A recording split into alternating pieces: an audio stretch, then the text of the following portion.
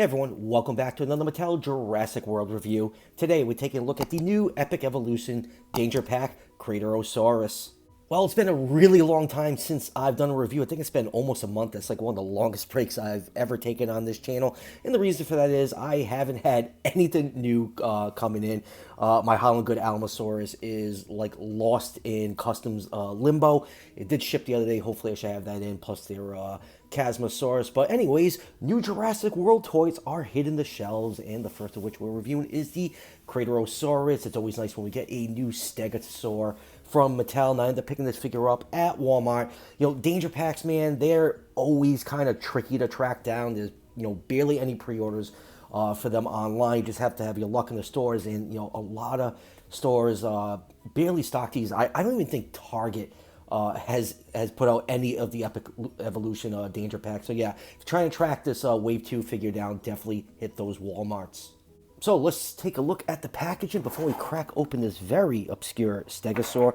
You got the Jurassic World logo up here, Jurassic World down here, Epic Evolution logo just below the feet of the Craterosaurus. It is from the Savannah biome, and spinning around we get a picture of the other figures in this wave. I only picked up two from this wave. The other is the how you say it, Kilolescus, this one right here. You know how if you've been watching this channel for a while, you know how I feel about raptor figures. I avoid them like the plagues unless they come in a set that I need. And we have the Paposaurus making another appearance in this wave. And quick little fact about Paposaurus. In about 2 weeks, I'll be going to the grand reopening of the Yale Peabody Museum, and they actually mounted a Paposaurus skeleton. Very, very excited to see that. So anyways, enough about the packaging. Let's crack this figure open and take a closer look. And here's the Craterosaurus out of the packaging. A very well done Stegosaur. Just love the proportions on it. Even though we barely know what this animal looked like, Craterosaurus is from the early Cretaceous of England, and is known from very, very sparse material. Just one bone. It's not even a complete bone. It's just a partial vertebrae, more specifically the neural arch. So its reconstruction kind of looks like it's a hybrid between Stegosaurus and Kentrosaurus. But, proportionate-wise, it's a very well done looking Stegosaur figure. The main body coloration is a honey mustard yellow. The hind legs are done in white. Some nice markings, white markings along the side. And you have some nice dark brown for the plates along the back. Unfortunately, the plates on the neck and spike aren't painted in, which would be nice, but these mainline figures, the paint apps, have always been pretty sparse. But to say Epic Evolution has been doing a pretty decent job of making the paint apps look at least cohesive, and that can be said about this figure. So yeah, all around, always excited to add a Stegosaur to the Mattel Stegosaur herd, and I do love how they're cranking out these very, very obscure species. And for measurements, this figure is 7 inches long from the tip of the snout to the tip of the tail, or 17.8 centimeters, and about 3.5 inches tall to the highest plate on its back, or 8.9 centimeters. So there's no real size estimates for Craterosaurus. Like I said earlier, it's just known from one bone, not even a complete bone. So it would look like, from the scale chart I was looking at, it's roughly around Kentrosaurus size, which would be 13 to 15 feet long, or 4 to 4.5 meters. So I'll put this figure in the 122 to the 125 scale range. And now let's zoom and take a look at some of the finer details on this figure, starting with this really nice head sculpt. From the head to the tail, I think this is a very well done Stegosaur figure. Even, for Mattel. Mattel's been, kind of hit and miss with, some of their dinosaurs, but I think they've been pretty good with the Stegosaurs, and I think this is one of their best looking Stegosaur sculpts so far. So going in on the head, you have that nice, honey mustard yellow for the head. You have some nice white markings painted on there. The beak is painted in a light gray. Eye is painted in yellow. Unfortunately, the eye is just, painted in yellow. The pupil is just the base plastic underneath. I hate that look. I wish there's, just had that little dab of black paint. Just makes the eyes look very, very dead. But that white paint goes underneath the throat, and then you have this row of spikes, plates on the back of the head, not painted in, pretty typical for mainline figures. And then going down to the body, you have more of those white markings along the flanks and along the belly. Let's get my camera to refocus on that. There we go. Sometimes it doesn't like when a figure gets up too close, gets all wonky.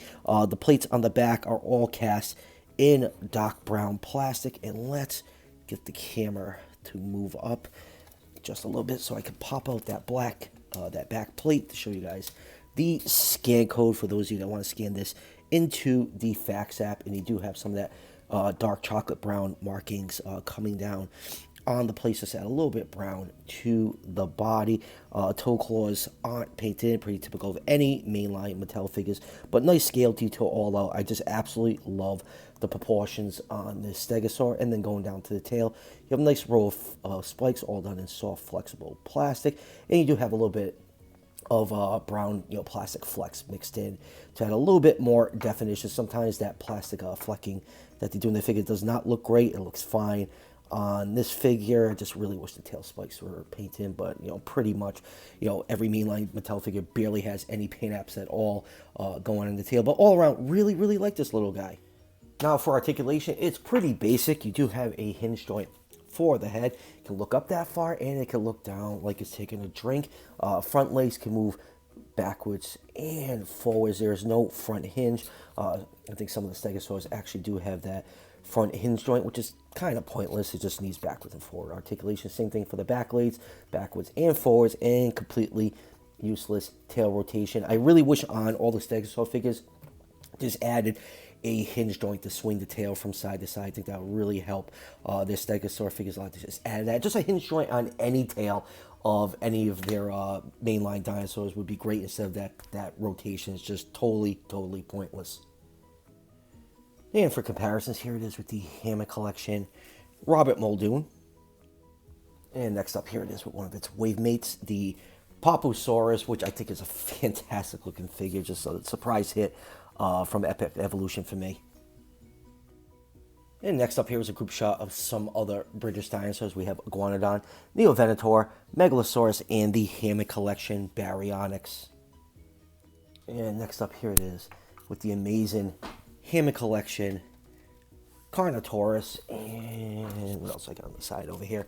Here it is with the 93 Classic Tyrannosaurus Rex.